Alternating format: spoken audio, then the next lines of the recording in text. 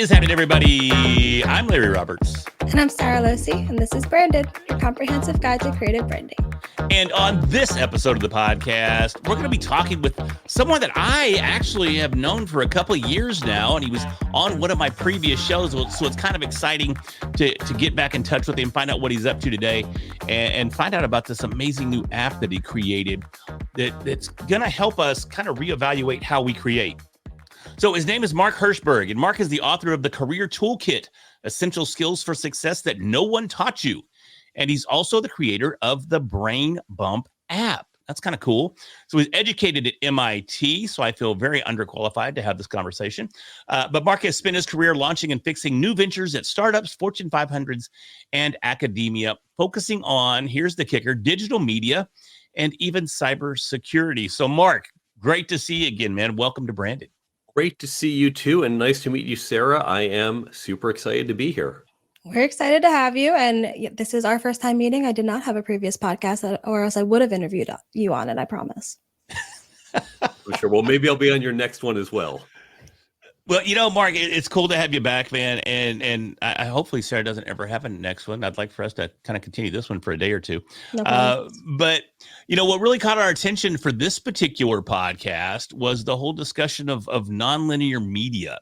So I'm wondering if you can kind of help us understand what that is and how that applies to folks and how it's different than the way we currently look at existing media. When we think about most media consumption, there tends to be an ordering to it. A book, for example, you tend to read starting at page 1 and going to the end. Now, there are exceptions like dictionaries and encyclopedias, and even my book, I wrote it so you don't have to read the chapters in order. When we watch a video, we tend to watch the start of the video and then go through straightforward. When we look at the media channels people tend to use, it is social media and email, but those are linear as well. They are ordered chronologically. And so here's the challenge we face. If you create evergreen content, if you're an expert on some topic, leadership, parenting, relationships, marketing, whatever it is, your content, it doesn't get stale after a few weeks. Now, there might be some subtopics. We know, for example, with SEO, the algorithm changes every few years, needs to be updated. But if you're a leadership coach, for example, it's not like your advice that from 3 years ago, oh no, everything's changed about leadership. It doesn't apply. That was good 3 years ago. It's probably good 10 years ago and be good 10 years from now. But when we put into our most popular channels, email and social media, it gets ordered by time. And this is a problem. So imagine you are a leadership coach. What do? You put out some leadership tip on social media at 3:00 this afternoon. And what does your audience do? They say, well, I'm not even on social media today because I have other things to do. Or the ones who are, and the ones who do see you, they see your tip and say, well, that's not wrong. In fact, that's even good advice. But this is not the time or place because I'm busy trying to close more clients, raise more money, grow my team. And 6 months from now, after I do all that, now I'll have a leadership challenge. But are they going back and looking at your social media posts from 6 months ago? Are people saving the emails you send them every week saying, oh, I better save this because I might need it 2 years from now? They're throwing it in the trash. And in fact, every time you send them something that's not relevant, their brain says, no, you're in my way. You're clutter I need to push out of my way. So we have a negative impact on our audience. And it's not that the advice is bad. It's just not relevant at the time. But then we, as these evergreen content creators, have to think about, well, then I just need to send out more. I just need to do a leadership tip twice a day, every day. But that's sending more clutter and it's more work for you to recycle. And this is a problem.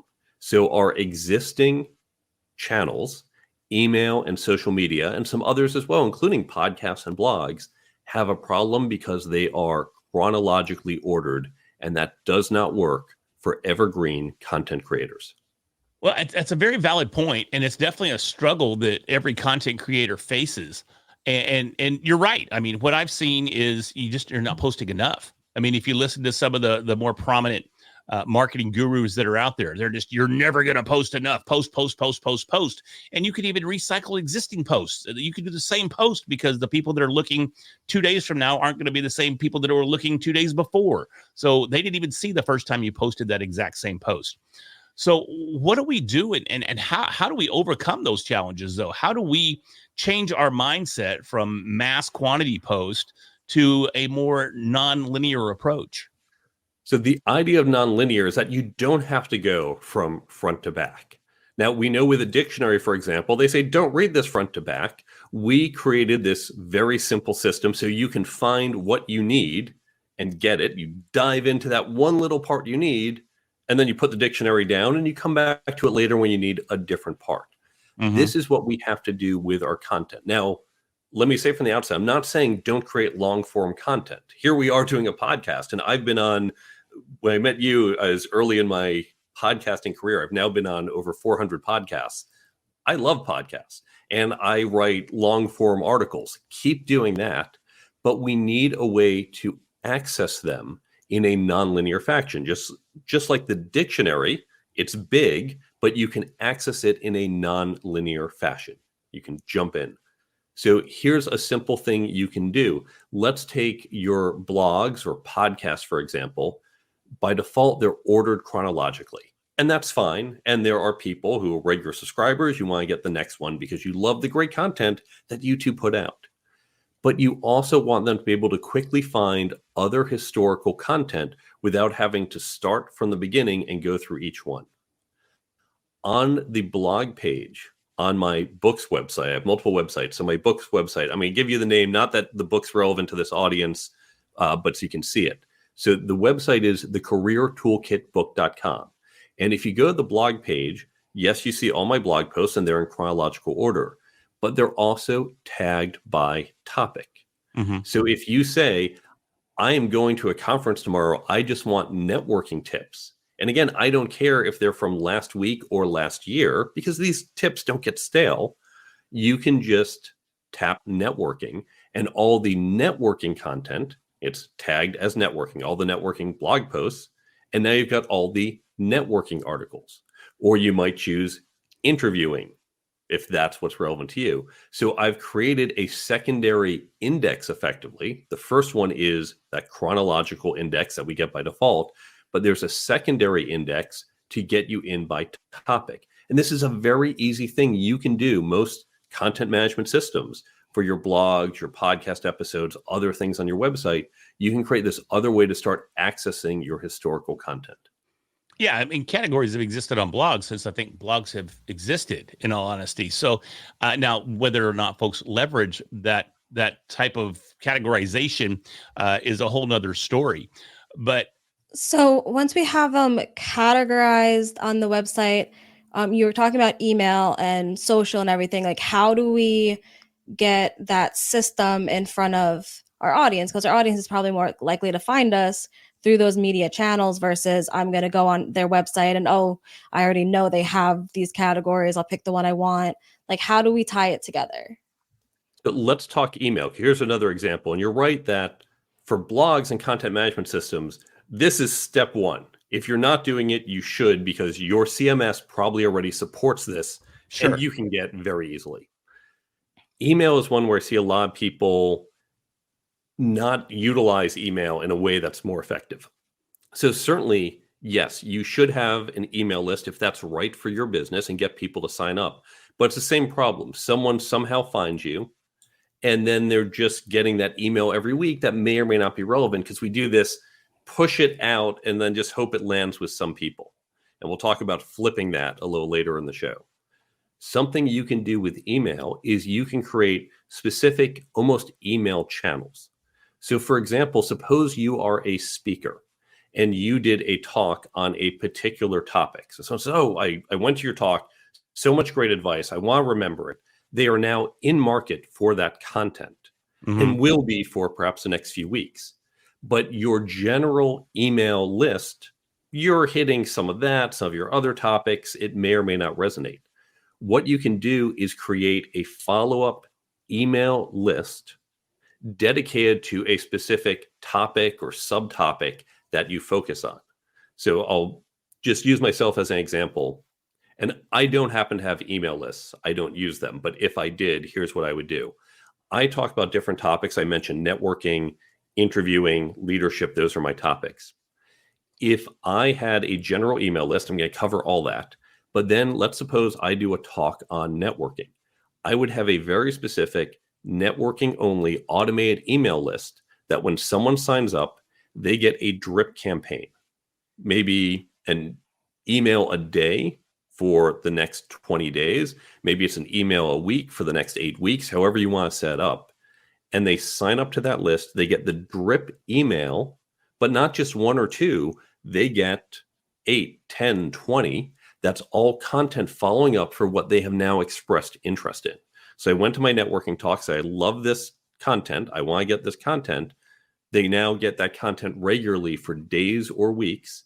And at the end, it converts them over into my main list. And so what you've done is you've had people express, I am interested in this specific category, and you have set up a feed specific for that category, an extended feed using your existing content that you're recycling. So basically like lead generation and list segmentation. But I have to ask now, why don't you have an email list? I don't have an email list for two reasons. One, We will fight about this. one is I think email is a very crowded channel, and it's hard and takes a lot of effort to get into it. And two, it's because I have nothing to sell. This surprises people. I have my book, and yes, there's a cost. If you want to get the book, there is a cost because we print it and we ship it. The app I have is completely free. The content I put out online is completely free. I'm a paid speaker, so companies can hire me to do a talk, but you're not going to get a lot of speaking gigs from an email list. I'm also in my day job, I'm a fractional CTO, fractional chief technology officer. Mm-hmm. That also, you don't really sell that through an email list. That comes from a lot of relationship buildings, building some credibility, just being very well known. So what normally gets sold through emails, I don't do. So I didn't see a point to have an email list. So from a traditional content creation perspective, how can people look at it from not using necessarily a blog, but from a social media type perspective? How can you leverage like nonlinear media and nonlinear content creation from that perspective? Because we're constantly being bombarded with create content, release your episode. We'll call content. We'll call it a podcast. Create a podcast, release it on whatever day you release it on. Stay consistent, and you'll find your audience. How do we start creating from a nonlinear perspective right out of the gate? Create that long form content. As I said before, I'm a fan of it and still create it. And I'm not saying don't use social media or email, use those channels, but take that content you have and convert it into micro content. So you probably do some of this. You probably do already with a podcast episode. Say, oh, we're going to pull out this 30-second clip. Sure. This nugget of information, but turn that up to 11. Keep doing that. And today there are more and more tools that will let you do it. Great tools like Pod Intelligence and other ones out there. And a lot of people are just doing it directly within, especially for just written content, they're doing it directly just in modern AI LLM tools. So you can start to pull it out and don't just get 1 or 2 clips. Get 10 clips, get 20 clips. And now you're going to build up this archive. You have all these clips, all this micro content. It might be text. It might be a couple lines of here's that great piece of advice. It might be an audio clip or a video clip. And it's got your subtopic. If you're a marketing expert, you'll have subtopics around SEO or email marketing or list building or whatever it is. So you're going to have all this great content targeted within that specific subcategory. And now you can start putting it out onto these specialty channels where you let people direct, I want this subcategory of information, whether they sign up for your email list, whether they search for it on your website.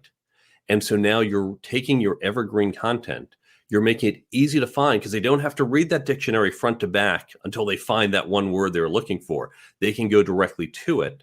And especially as you put this on your website or other sources, especially when you link it back, you're going to really help your SEO.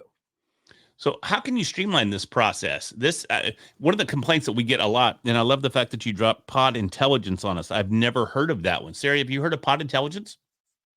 No, I was thinking like CapCut is one of the ones I use, and I know you used Opus Yeah, Opus. for a I mean, lot. yeah, this but Pod Intelligence. That's a new one. I'm gonna have to check that out. And you'll Yeah. have to excuse my flower pen. It's the only one I could find this morning. But I actually wrote down Pod Intelligence because I'm like, I got to check this out. This is what I haven't heard of, and it kind of shocks me. But and I had a meeting before this, and this is the pen I was using. But uh, Mark, I love the concept of nonlinear content, and I see the value in nonlinear content. But it also sounds like a heck of a lot more work for the content creator. And that's something that a lot of the people that are listening to our show, they already struggle with, is streamlining the process of content creation. Is there a streamlined approach that people can take to start leveraging the benefits of nonlinear content? I created a free app to do this. Now, Okay. you can use my app. Again, it's completely free. There will be other apps and tools out there in the coming years. I hope mine is not the only tool out there, because this is where content needs to go. I think other people are going to join in on this trend. The essence of all this, it's about push versus pull. In these traditional media channels, we push it out, we throw it out there, and we say, well, I'm going to push out to 10,000 people, and maybe it resonates with 100 of them. And I'm going to either be ignored by or annoy 9,900 of them. Not Right. great. Wouldn't it be great if we could let people say, this is what I need here and now? But let me ask you this, Mark. Let me jump in there real quick, because how do people know that we have what they need? It would be when you use these topics or categories to let you know this content. If you go to my website, for example, and look at my blog page, you see about 12 topics that I talk about. Okay. And so if you're looking for marketing advice on my book's website, I don't see marketing. Okay, this guy's not helpful. And you go to someone else, or you have a larger set that says, here's where you can find marketing people. Here's where you can find other people with leadership or parenting or whatever your topic is. So we need that meta index, certainly, to help you where to look. Okay. And your app now your app is there for your content. Do I understand this correctly? My app is there for everyone's content. So they can use your app to potentially, I'm assuming, load their content. Help me understand how this works. That's right. So let me explain. The app is called Brain Bump. It's on the iPhone, Android stores, and it's 100% free. We do not charge anyone anything. We don't sell data. We don't steal data. No ads. It is free. It's how I'm trying to make the world a better place. Love it. You take the key ideas from your content. If you have a book, imagine you went through a book with a highlighter. What would someone want to remember? Okay, these are the key things. Now, we support books, blogs, podcasts, classes, talks, events, all sorts of different types of content. And it's pulling out those key ideas, typically about 1 to 4 sentences in length, but we allow longer. And right now, everything is just done as text. We don't yet support video or audio, but that will be coming down the road. You take those nuggets and you put them into a spreadsheet. You, as the content creator, put them all into a spreadsheet. And so you've got them organized, and you'll put the topics. This is about leadership. This is about parenting, or whatever your topics are. Think like hashtags. Sure. You upload that to the server, and then you're done. You've done that once. Now, all your content that you chose to put on there, whether it's everything from all your podcast episodes or just from certain ones, whatever you choose, it's all there on the server. Now, the app users, they've gone to the App Store, they download the free app, and they go and they say, oh, here's Mark's book. Here's Tammy's book. Here's Sarah's podcast. Say, when I access that, I'm getting all the tips from that book or that podcast or that blog. They're now all on your phone. And so people will access it one of two ways. Either they will do a just-in-time access. So I've mentioned before networking tips in my book. Where do you read it? Sitting at home. Where do you need it? When you're in the lobby of the conference you're at saying, boy, I wish I remember these tips. So imagine you're in that hotel lobby and you pull up your phone and you click and you go, okay, networking, that's the topic I want. There's all the networking tips. you just quickly flip through them and go, oh, great. Yep. Okay. This is all good. You've got them there in seconds right when you need it. Or it might be something where it's more foundational. If you're a new parent, you don't want to say, wait, my kid's doing something. Hold on, wait, pause. Let me go look this up. You need to remember it. And we know spaced repetition works.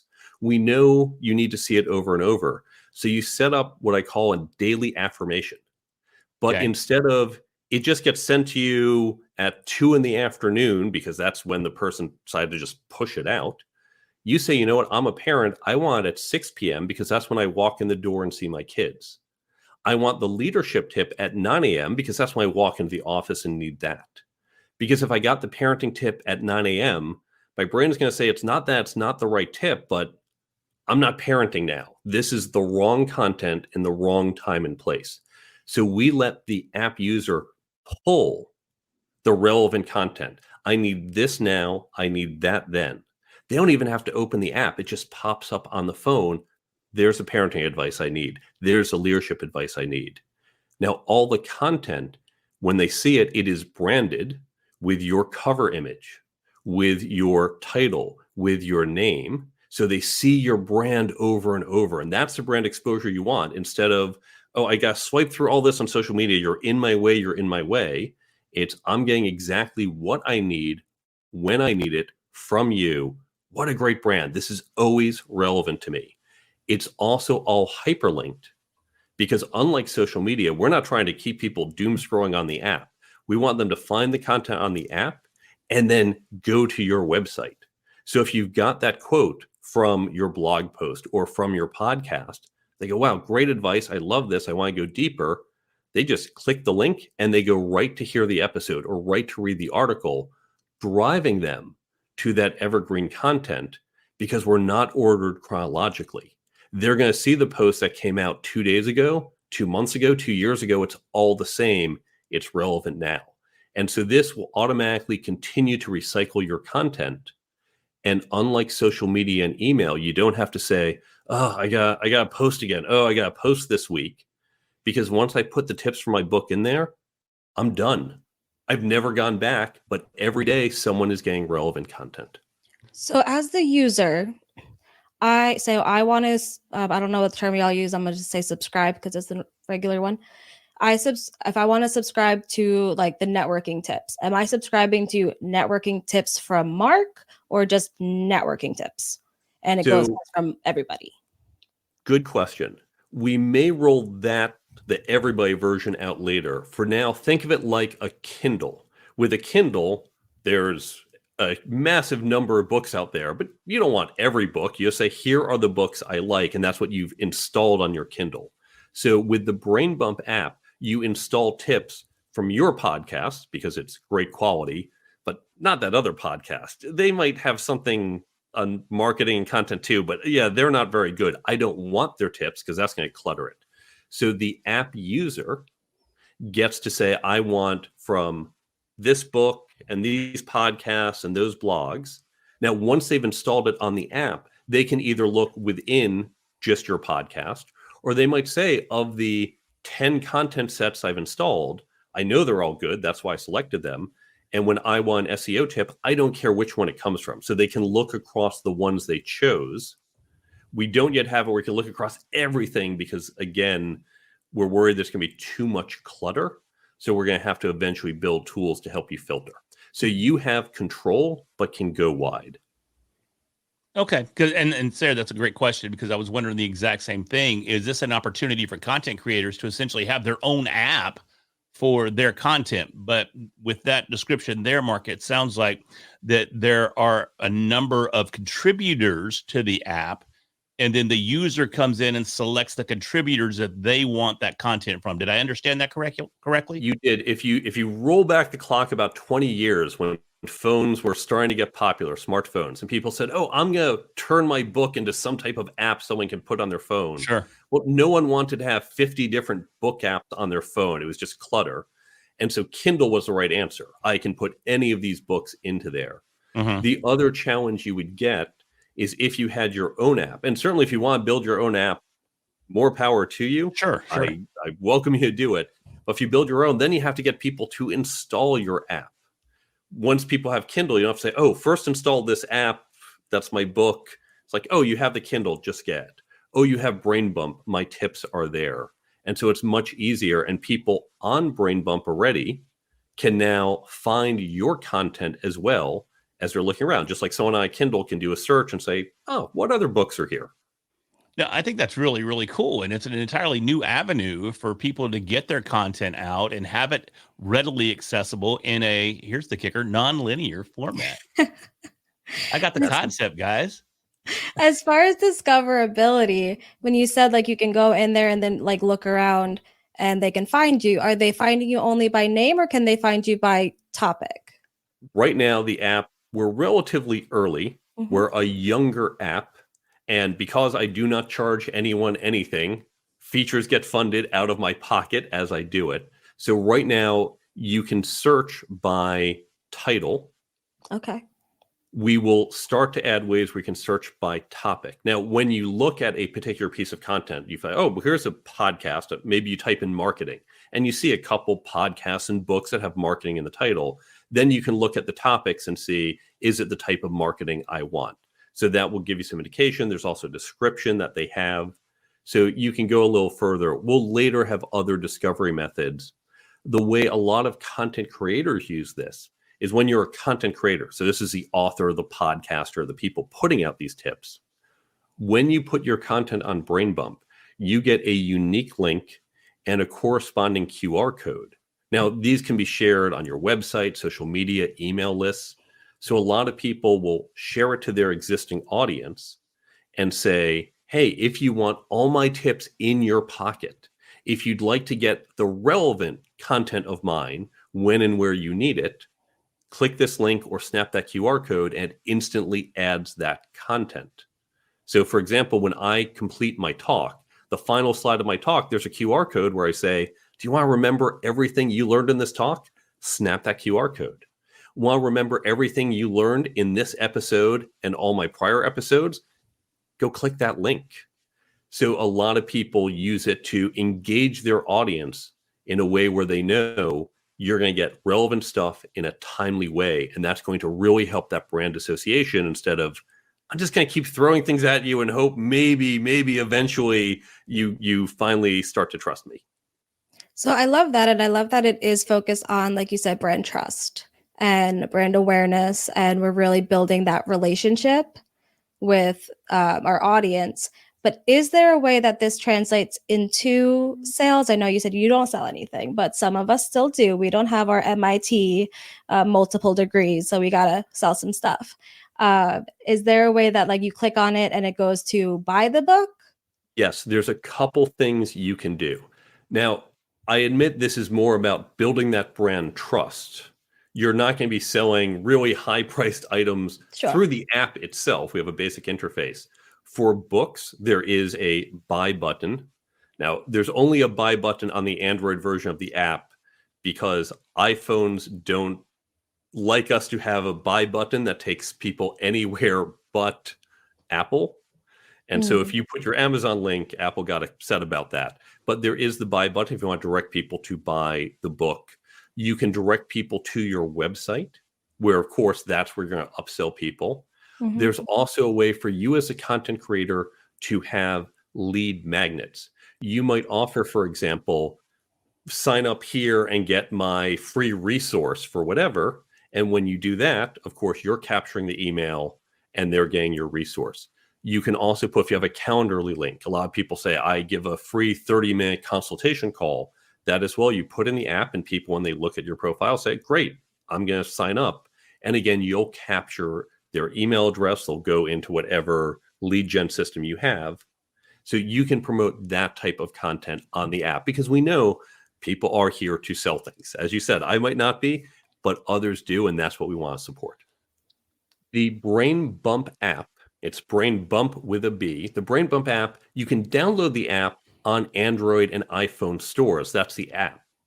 If you want to learn more, and particularly if you're a content creator and want to get your content on there, the website to go to is brainbumpapp.com. And if you go to brainbumpapp.com, There's a 90-second video that will show you how the app works, so you'll have a better sense of it. I didn't want to show it here because I know we have audio listeners or people who listen while driving. But there's a 90-second video. You'll get a sense of what it looks like. There's a description. There's FAQs, a bunch of information.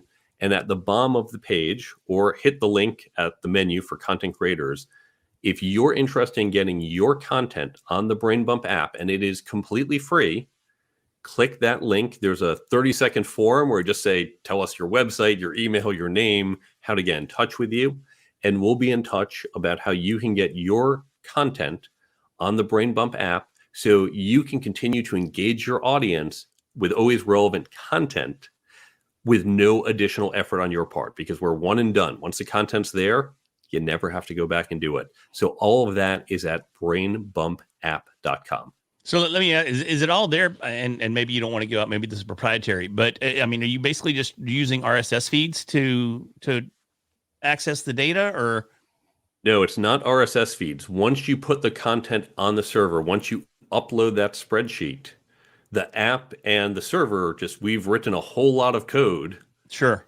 To have them connect and get the relevant information for the end user. And the reason I asked about the RSS feed, and you'd brought up the spreadsheet earlier, but if it's one and done, it seems like if we're creating more content, we're going to need to upload to the server as we create more content. Is that an accurate assumption? So that's a good question. When you have a book like mine, I'm done. The book doesn't really change. Right. And so I don't go back. If you have continual content from your blogs, from your podcasts, yes, you do need, if you want the newer content there, and let me talk about that for a second. Now, an RSS feed, there are RSS feeds for the podcast, but not yet for that snippet of content. Sure. Eventually, there will be. The technology is not quite there. So what you can do, you can add things one at a time. So you might say, here's my blog post of the week, and I'm just going to click a button on the server that I, as a content creator, see and just drop that in. And that's going to take you 15, 20 seconds. Or you take that spreadsheet. What I do with my blog is every week I put out a blog post, and I might take one or two takeaways, nuggets from that blog post. I'll just add to the spreadsheet. I just keep re-uploading the same spreadsheet because our system's smart enough to say, the 100 tips you had before, I see those. I'm not going to add those a second time. Right. The 2 new tips you've added, I'll just add those. And then the app user, the next time they log in, the app users who have, I like your term, subscribed, who have downloaded your content or effectively subscribed, the system will automatically pull in those 2 new tips. It will bring it in for them with no effort on your part or their part. So I'm assuming there has to be some normalization of the data, though, on a consistent basis. I'm assuming there's upload formats and that the users have to follow. If you're a content creator, it's very straightforward. You put in the text. We're not yet doing other media. We will eventually. But it's just you put in the text, you put in the topic, think hashtags. That's all that's required. Many people put in, for example, for a podcast or a blog post, here's the title of the blog post, here's the link. This will let people click back. But it's very straightforward. It's text and links. So pretty simple. We have directions for all of this. We have video directions. We have written direction. Most people say it's intuitive. What we found for people with podcasts, for people with blogs who are constantly putting out new content, it's about a minute or so per episode. Because once you've extracted it, which you probably already did for social media, copy and paste into the form, upload it, very straightforward. So it's very easy to do. And you can use you can use AI these days. A lot of people I know will say, take my transcript, extract it. We talked about high-end tools like Pod Intelligence, but we see even with off-the-shelf stuff for text. Again, for a podcast, you might want video or audio clips. For text, you can literally drop in a transcript or a blog post or a chapter from your book and say, give me 10 to 20 tips and give me the topic tags for them. Give me the page number or give me the timestamp. Well, if it was video, you'd have timestamp. It can pull that out for you. The reason we haven't integrated this is the dust hasn't settled on those tools. And we're waiting for the dust to settle. We'll eventually integrate it. For now, we're asking you to do it yourself. and then just put into the spreadsheet. It might be a little bit before that dust settles. It's kind of the wild, wild west out there right now. So, and one other thing we know for people, I have people who say, I've got 1,000 podcast episodes. Say, okay, you do not need to take tips from 1,000 podcast episodes. That's going to take you forever. Take 50 episodes, your last 50, or your next 50 on a go forward basis, or your most popular 50, or whatever feels right, and put those in and get that to start, and then do new episodes on a go forward basis. And then later, if you want, you can add in back catalog stuff. So if you feel, wow, I have so much content, we don't want you to be overwhelmed. You can say, I'm just going to take a handful of episodes, get those tips in, get going with that. And then it's just that other literally minute a week to just add the new content. Sarah, anything before we wrap up? But I'm curious because I have not yet been brave enough to even add categories to blogs because I'm like, that's going to take thinking. And I already thought too much when I wrote them. So I will take the first step and I will categorize, and then I will graduate to brain bump. Here's something else you can try. Think about your categories. You probably have 5 to 25 that you generally write about. Mm-hmm. If you can come up with those categories, you can use one of these AI tools and say, here's the article, which categories, pick 3 categories that this applies to. And now again, with AI, because it's not perfect, it might pick 2 that are good and 1 where like, how did you come up with that? Mm-hmm. Or really you only needed 2. And the same thing when you tell it to extract the quotes, you might say, that quote makes no sense. Why is it pointing that quote? That's a silly thing. That was your welcome comment. It's not 100%, but it's going to get you 80 or 90% of the way there. So you can use AI tools to help you automate some of this. Yeah, I mean, you could even do the same thing in ChatGPT and tell ChatGPT what categories you want to categorize your content in, feed it the content and have it recategorize it and spit it out in a spreadsheet for you. It's easy enough. For people who spent 20 years in data analytics. I didn't spend 20 years in ChatGPT. No, I think my favorite ever, how did AI find that quote was, I think it was Kristen was on our podcast. We were talking about marketing and storytelling, and the AI tool said that she gave a definition of an Irish dance from traditional ancient Irish settlements, and that had never been mentioned, but AI decided that's what we were talking about. That's a wonderful hallucination. It sounds like the AI took a little different kind of bump, maybe a little maybe a key bump might have been the bump that we use there, not a brain bump. But anyways, Mark, man, it's been great. I really appreciate you coming back on the show. I apologize for my lack of technical stability on this end. Typically doesn't happen, but it's always fun when you're podcasting remote. So thank you for your patience. Thank you for your time.